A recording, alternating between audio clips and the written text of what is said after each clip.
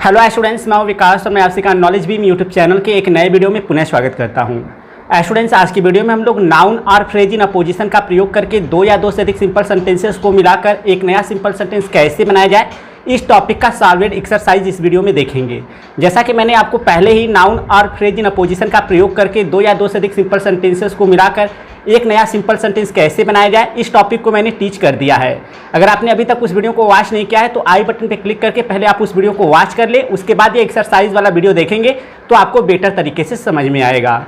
तो चलिए बगैर समय वेस्ट किए वीडियो स्टार्ट करते हैं और देख लेते हैं नाउन और फ्रेज इन अपोजिशन का प्रयोग करके दो या दो से अधिक सिंपल सेंटेंसेस को मिलाकर एक नया सिंपल सेंटेंस कैसे बनाया जाए, इस टॉपिक का सॉल्वेड एक्सरसाइज। तो स्टूडेंट, जैसा कि देख सकते हैं इस व्हाइट बोर्ड पर मैंने लिखा है combine the following sets of simple sentences into one simple sentence by using a noun और फ्रेज इन अपोजिशन। अर्थात नाउन अथवा फ्रेज इन अपोजिशन का प्रयोग करके आ रहे सिंपल सेंटेंसेस के सेट को एक सिंपल सेंटेंस में क्या कीजिए, कंबाइन कीजिए या फिर जोड़िए।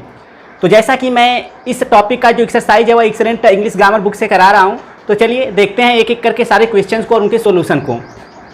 तो मैं आपको बताऊंगा नहीं कि किस तरह से हो रहा है, क्योंकि ऑलरेडी मैंने इस टॉपिक पर वीडियो बना दिया है। अभी तक आपने वॉच नहीं किया है तो आई बटन पे क्लिक करके अगर आप उस वीडियो को वॉच कर लेंगे तो यह जो एक्सरसाइज मैं करा रहा हूँ आपको आसानी से समझ में आने लगेगा।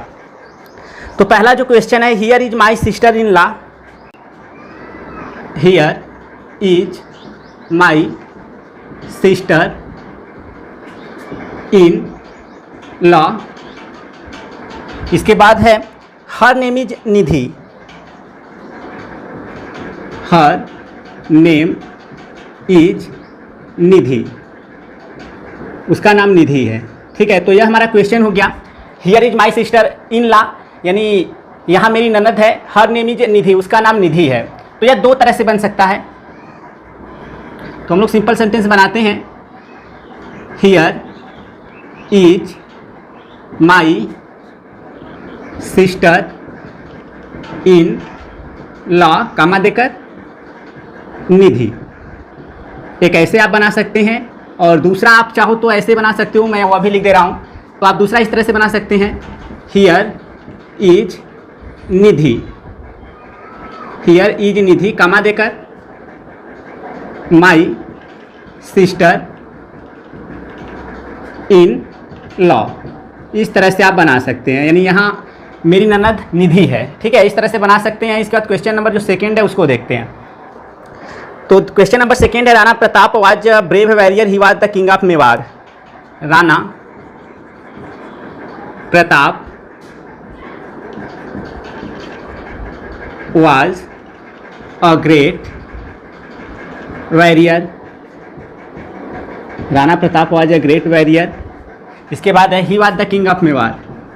ही was the king of Mewar, वह मेवाड़ के क्या थे, राजा थे। तो इसे भी हम लोग दो तरह से कर सकते हैं, क्योंकि राणा प्रताप के बारे में दो तरह से बताया गया है, एक मेवाड़ के राजा और दूसरा अ ग्रेट वॉरियर। तो इस तरह से लिख सकते हैं, राणा प्रताप, राणा प्रताप, राणा प्रताप कामा देकर a great warrior. Rana Pratap a great warrior, फिर कामा देकर वर्ब से was the king of Mewar. इस तरह आप बना सकते हैं। आप चाहो तो ऐसे भी बना सकते हो, राणा प्रताप कामा देकर द किंग ऑफ मेवाड़, कामा देकर वर्ब से वाज अ ग्रेट वॉरियर। इस तरह भी बना सकते हैं, वाज अ ग्रेट वॉरियर। तो इस तरह से भी आप बना सकते हैं। ठीक है, दोनों में से कोई भी आप तरीका यूज कर सकते हैं। इसके बाद हम लोग तीसरा क्वेश्चन देखते हैं। तीसरा है, Babur defeated Lodhi. Babur was a Turk, Lodhi was the emperor of India. Babur defeated Lodhi. Babur ने लोधी को पराजित किया।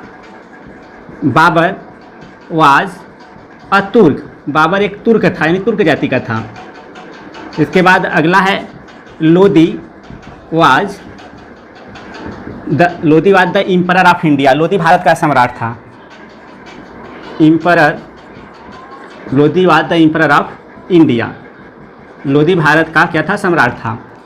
तो बाबर के संदर्भ में एक बात बताइए कि वह तुर्क था, तो इस तरह से हम लोग करेंगे। ऑलरेडी मैंने जो वीडियो बनाया हुआ है इस टॉपिक पर, उसमें यह एग्जाम्पल भी बताया हुआ है। तो हमको लिखना होगा बाबर कामा देकर तुर्क, फिर कामा देकर वर्ब से डिफिटेड लोदी के संदर्भ में जो बात बताई गई है, कामा देकर लिखना है the emperor of India, the emperor of India. तो इस तरह से हमारा हो गया, यानी बाबर तुर्क, एक तुर्क बाबर ने भारत के सम्राट लोदी को क्या किया, पराजित किया। तो स्टूडेंट्स आप देखते हैं क्वेश्चन नंबर जो 4 है उसको। अगर आपको न समझ में आ रहा हो तो आई बटन पे जो मैंने वीडियो दिया है इसी टॉपिक पर है, मैंने ऑलरेडी आपको टीच कर दिया है। इस वजह से उस वीडियो को वॉच कर लेंगे तो आपको यह एक्सरसाइज अच्छी तरह से समझ में आएगा। मैं केवल आपको सोल्यूशन बता रहा हूं ताकि अगर आपको इसमें से कोई क्वेश्चन एग्जाम में देखने को मिले तो आप सॉल्व कर सकें। इसके बाद हम लोग क्वेश्चन नंबर 4 देखते हैं। तो क्वेश्चन नंबर 4 है, doctor Radha Krishnan was the president of India. Doctor Radha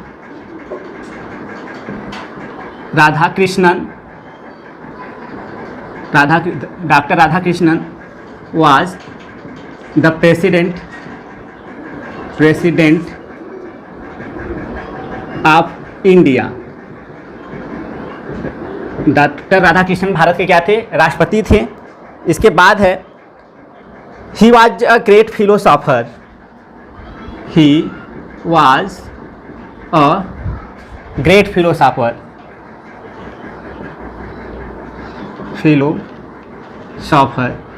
वह एक महान दार्शनिक थे, ठीक है, फिलोसॉफर, ठीक है। तो इसके बाद हम लोग इसको कंबाइन करते हैं सिंपल सेंटेंस में। तो डॉक्टर राधा कृष्णन के विषय में 2 बातें बताई गई हैं, जैसे कि राणा प्रताप के विषय में था, तो 2 तरह से बन सकता है। हम लोग पहला देखते हैं, doctor Radha Krishnan the president of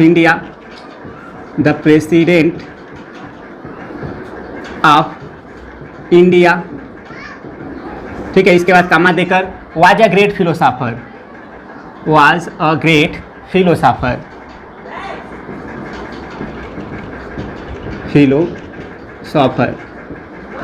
यानी भारत के राष्ट्रपति डॉक्टर राधा कृष्णन एक महान दार्शनिक थे।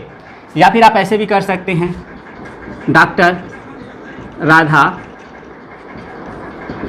कृष्णन कामा देकर अ ग्रेट फिलोसॉफर, कामा देकर वर्ब से, तो हमारा यहाँ से वर्ब से स्टार्ट होगा, was the president of India,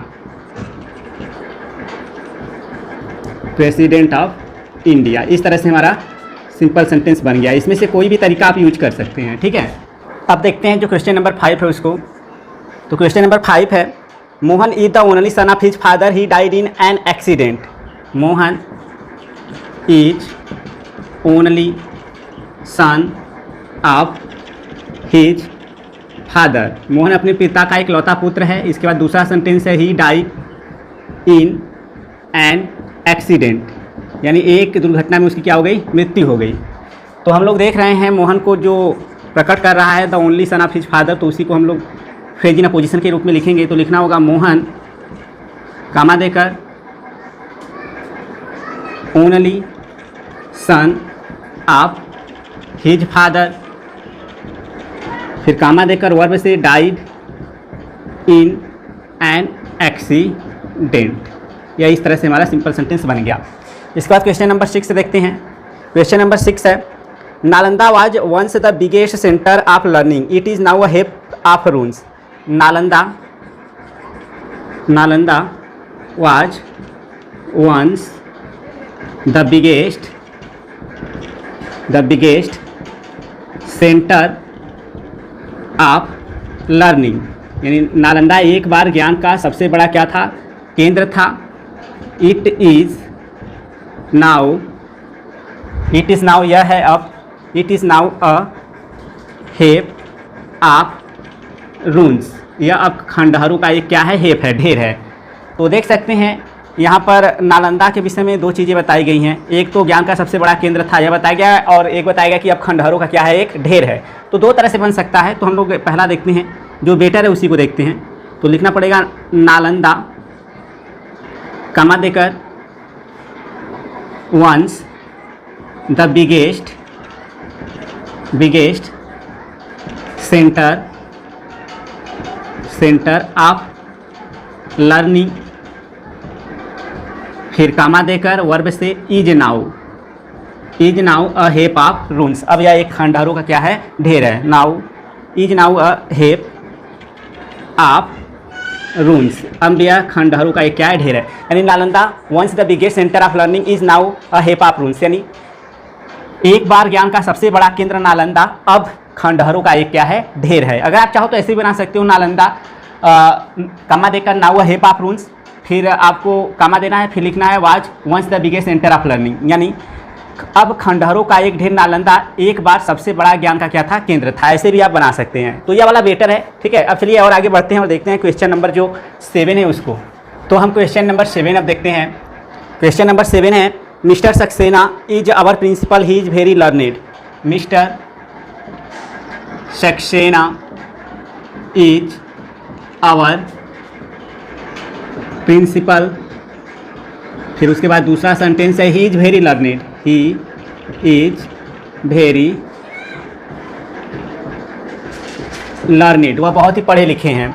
तो मिस्टर सक्सेना के संदर्भ में बताया गया कि हमारे प्रिंसिपल हैं, तो हमको लिखना होगा मिस्टर सक्सेना कामा देकर आवर प्रिंसिपल कामा देकर वर्ब से इज वेरी लर्नेड। तो इस तरह से हमारा सिंपल सेंटेंस बन गया। इसके बाद 8वां क्वेश्चन देखते हैं। 8वां है, Shahjahan was a great Mughal emperor, he built the Taj, it is the finest building in the country. तो लिखेंगे Shahjahan was a great Mughal emperor.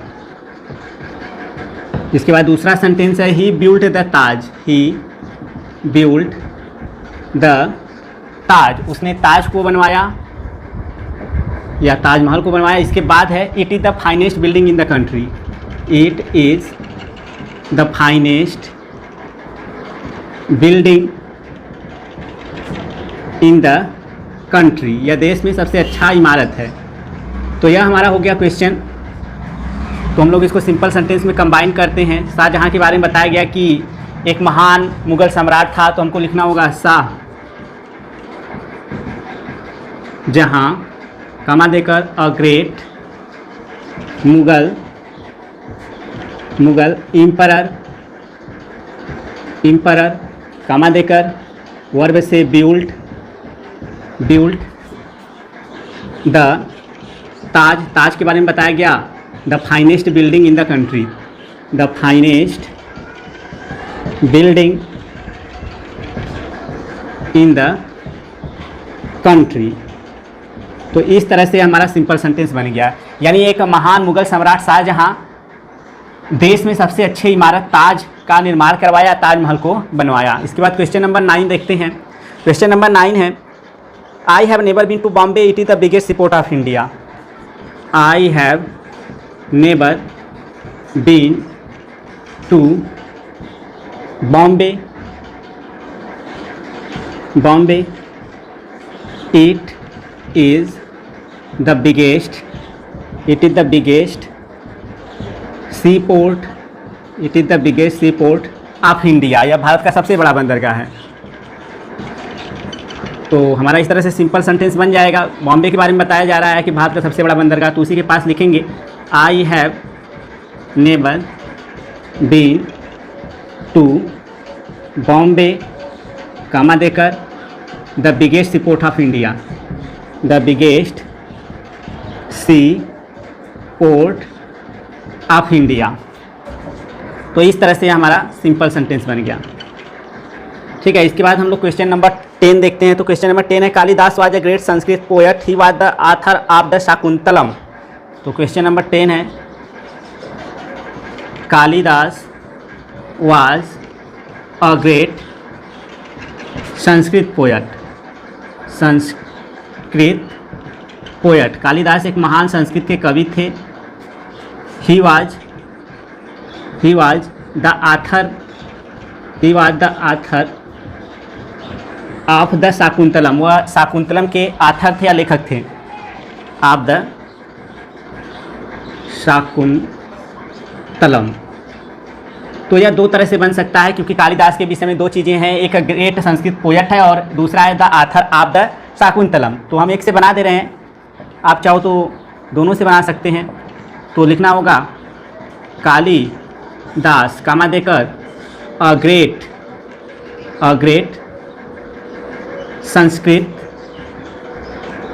Sanskrit poet. इसके बाद वर्ब से was the author of the Shakuntalam.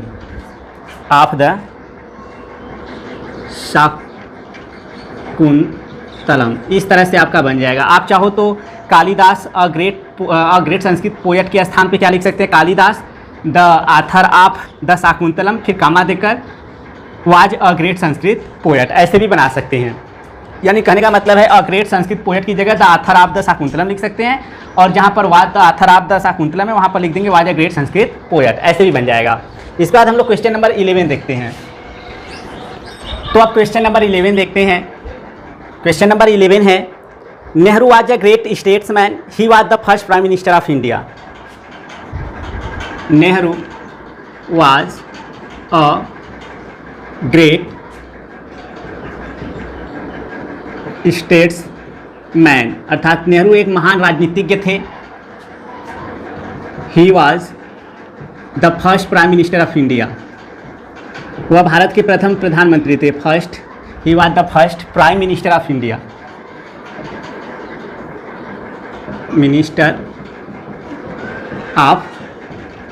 वह भारत के प्रथम प्रधानमंत्री थे। तो नेहरू जी के विषय में दो बातें बताई गई हैं, तो दो तरह से बन सकता है। तो मैं एक तरीके से बता दे रहा हूँ आपको। तो लिखना होगा नेहरू कामा देकर अ ग्रेट स्टेट्समैन, यानी एक महान राजनीतिज्ञ Nehru was the first prime minister of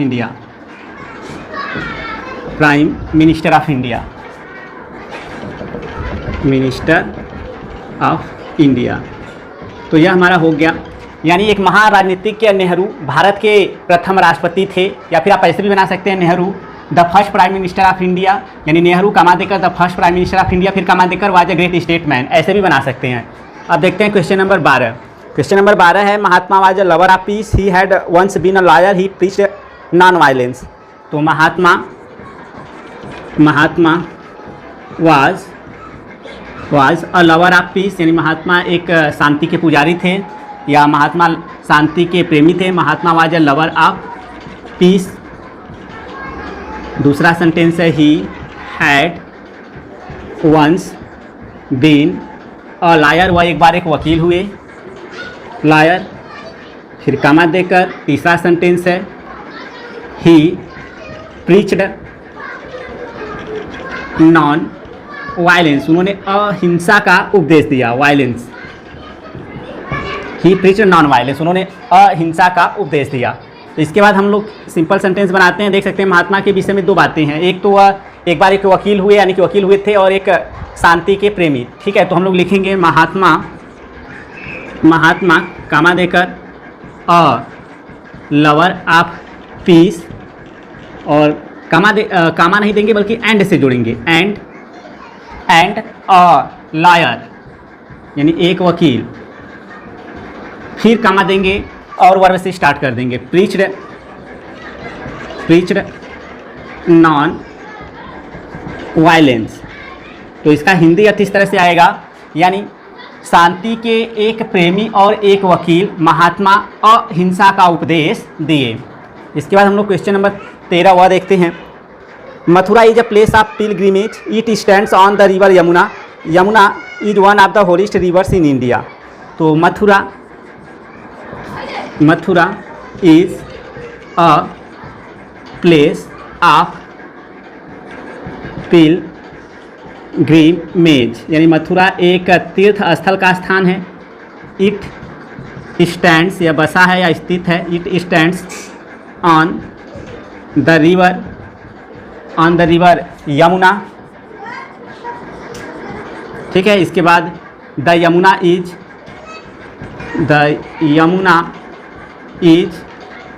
one of the होलिस्ट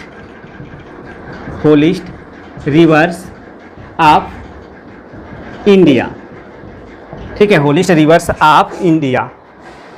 तो Mathura is a place of pilgrimage, Mathura एक तीर्थ स्थल का स्थान है। It stands on the river Yamuna, या यमुना नदी पर बसा है या स्थित है। The Yamuna is one of the holiest rivers of India, या फिर इन इंडिया, यानी यमुना भारत की सबसे पवित्र नदियों में से एक है। तो मथुरा के बारे में बताया गया कि यह एक तीर्थ स्थल का स्थान है। तो हमको इस तरह से सिंपल सेंटेंस बनाना होगा।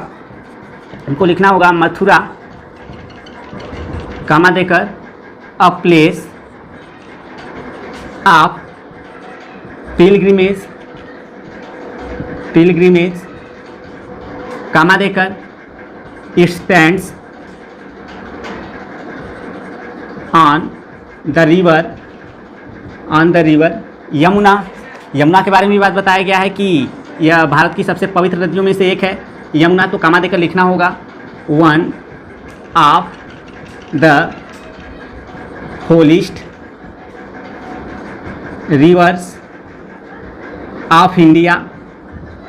यह हमारा हो जाएगा आसानी से इस तरह से सिंपल सेंटेंस, यानी एक तीर्थ स्थल का स्थान Mathura stands on the river Yamuna, यानी यमुना नदी पर बसा है। One of the holiest rivers of India, जो कि भारत की सबसे पवित्र नदियों में से एक है। यानी एक तीर्थ स्थल का स्थान मथुरा भारत के सबसे पवित्र नदियों में से एक यमुना नदी पर बसा है। इस तरह से हमारा हो जाएगा। इसके बाद हम लोग क्वेश्चन नंबर अब 14वां देखते हैं। तो क्वेश्चन नंबर 14 है, air is the first necessity of life, it is a free gift of nature. Air is the first necessity of life. दूसरा सेंटेंस है, it is a free gift of nature, यानी यह प्रकृति का स्वतंत्र क्या है, उपहार है। तो देख सकते हैं कि इसमें एयर के बारे में दो बातें हैं, the first necessity of life या फिर a free gift of nature, दोनों से बन जाएगा। तो हमको लिखना होगा air the first necessity of life comma देकर इज अ, वर्ब से स्टार्ट करेंगे, is a free gift of nature, अर्थात जीवन की प्रथम आवश्यकता हवा is a free gift of nature, प्रकृति का एक स्वतंत्र उपहार है। यानी जीवन की प्रथम आवश्यकता हवा प्रकृति का एक स्वतंत्र उपहार है। या फिर ऐसे भी बना सकते हैं, air a free gift of air लिखेंगे फिर कामा देकर, अ फ्री गिफ्ट ऑफ नेचर फिर कामा देकर is the first necessity of life, ऐसे भी बना सकते हैं। तो क्वेश्चन नंबर 15 हम लोग देखते हैं। Milton was a famous English poet, he became blind. Milton was a famous English poet. दूसरा सेंटेंस है, ही बिकेम ब्लाइंड, वो अंधे हो गए। ठीक है, तो हमको देख रहे हैं मिल्टन के संदर्भ में बताया गया है कि एक इंग्लिश के क्या थे, प्रसिद्ध कवि थे। तुमको लिखना होगा Milton a famous English poet comma देकर वर्ब से बिकेम ब्लाइंड। तो यह इस तरह से हमारा हो गया। इसके बाद हम लोग क्वेश्चन नंबर 16 देखते हैं। यानी एक प्रसिद्ध इंग्लिश कवि मिल्टन अंधे हो गए। इसके बाद हम लोग देखते हैं क्वेश्चन नंबर जो 17 है, उसको 16 वाला भी क्वेश्चन है ना। तो education is an instrument of power. Education is an instrument of power. इसके बाद अगला सेंटेंस है, it has been the guiding factor of civilisation. It has been a guiding factor of civilisation, यानी सभ्यता का। तो education is an instrument of power, it has been the guiding factor of civilisation. तो यहाँ एक ही जगह द है, the guiding factor of civilisation, यानी education is an instrument of power, यानी शिक्षा शक्ति का एक यंत्र है। It has been the guiding factor of civilisation, यह सभ्यता का एक मार्ग दिखाने वाला तथ्य है या फैक्टर है, ठीक है, यानी यह सभ्यता का एक मार्ग दिखाने वाला तथ्य हुआ है। तो हम लोग सिंपल सेंटेंस में बनाएंगे इसको। तो एजुकेशन के बारे में बताया गया एन इंस्ट्रूमेंट ऑफ पावर या फिर the guiding factor of civilisation, दो चीज़ें बताया गया है। तो दो तरह से बन सकता है। तो पहला हम लोग ऐसे बनाएंगे, एजुकेशन कामा देकर एन इंस्ट्रूमेंट ऑफ पावर, फिर कामा देकर हैज़ बीन, वर्ब से has been the guiding factor of civilisation. तो यह इस तरह से हमारा बन जाएगा, यानी शक्ति का एक यंत्र शिक्षा has been the guiding factor of civilisation, सभ्यता का एक मार्ग दिखाने वाला तथ्य हुआ है। या फिर एजुकेशन कामा देकर the guiding factor of civilisation comma देकर is an instrument of power, ऐसे भी आप बना सकते हैं। इसके बाद हम लोग क्वेश्चन नंबर 17 देखते हैं। Kalidas wrote the Shakuntalam, he was a great poet and dramatist. तो कालिदास रोट द शाकुंतलम, यानी कालिदास ने शाकुंतलम लिखा। इसके बाद हमारा जो दूसरा सेंटेंस है वह है ही वाज अ ग्रेट पोएट, वह एक महान कवि थे, एंड ड्रामिस्ट,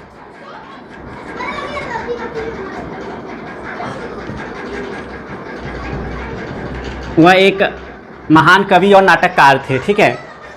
तो चलिए इसको सिंपल सेंटेंस में हम लोग कंबाइन करते हैं। तो हमको लिखना होगा कालिदास, उनके विषय में बताया गया कि एक महान कवि और नाटककार। तो Kalidas a great poet and dramatist, फिर कामा देकर वर्ब से wrote the Shakuntalam, wrote the Shakuntalam.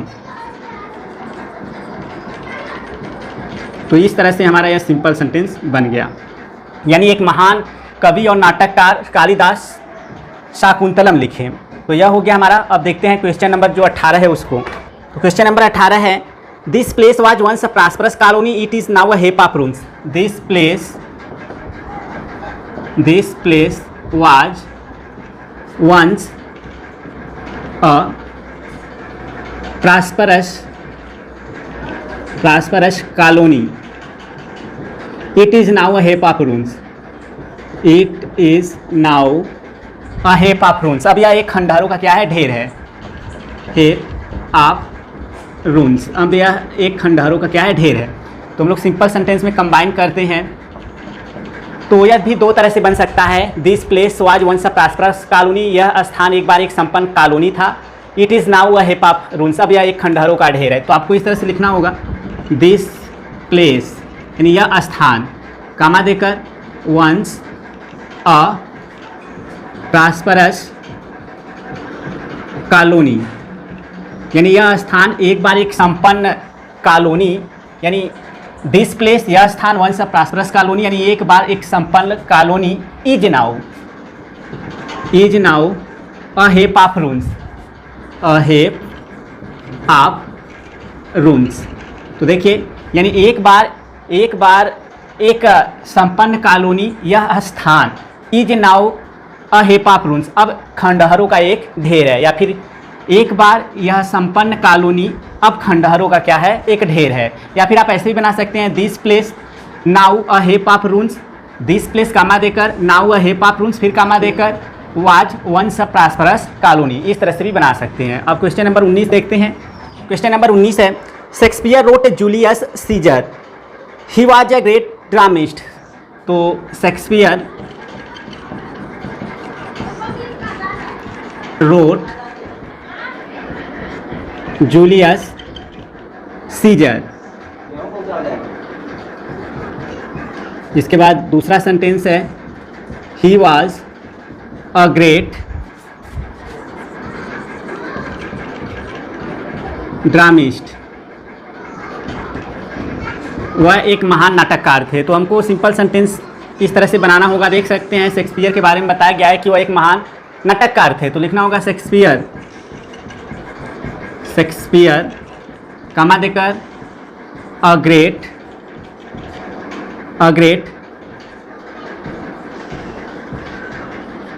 ड्रामिस्ट, कमा देकर वर्ब से wrote Julius Caesar, Julius Caesar. यानी एक महान नाटककार शेक्सपियर ने जूलियस सीजर को क्या किया, लिखा। तो स्टूडेंट्स यह हो गए कुल 19 क्वेश्चन। एक क्वेश्चन बचा हुआ है जो कि 20वां है, तो इसका आंसर आप ही को देना होगा। वह क्वेश्चन है, doctor brown is my teacher. Doctor brown is my teacher. इसके बाद ही लिव्स इन ऋषिकेश, वे ऋषिकेश में रहते हैं। तो doctor brown is my teacher, doctor brown मेरे अध्यापक हैं। ही लिव्स इन ऋषिकेश, और ऋषिकेश में रहते हैं। तो स्टूडेंट्स आपको इस 20 वाला जो ये क्वेश्चन है 20 नंबर का, इसको आपको एक सिंपल सेंटेंस में कंबाइन करना है नाउन और फ्रेज इन अपोजिशन का प्रयोग करके, और अपने आंसर को कमेंट के माध्यम से सेंड करना है। तो आई होप स्टूडेंट्स मैंने आपको अच्छी तरह से स्पष्ट कर दिया। जो भी नाउन और फ्रेज इन अपोजिशन का प्रयोग करके 2 या 2 से अधिक सिंपल सेंटेंसेस को मिला है एक नया सिंपल सेंटेंस कैसे बनाया जाए, इस टॉपिक का जो भी एक्सरसाइज था आई होप मैंने आपको स्पष्ट कर दिया। फिर भी अगर किसी तरह का कोई क्वेश्चन हो तो आप मुझे कमेंट सेक्शन में जरूर बताइएगा। और प्लीज़ अगर वीडियो अच्छा लगा हो तो लाइक जरूर किया करें, क्योंकि इससे मुझे मोटिवेशन मिलता है आप लोगों के लिए डेली वीडियो प्रोड्यूस करने का। तो मिलते हैं नेक्स्ट वीडियो में, तब तक के लिए thank you so much for watching this video.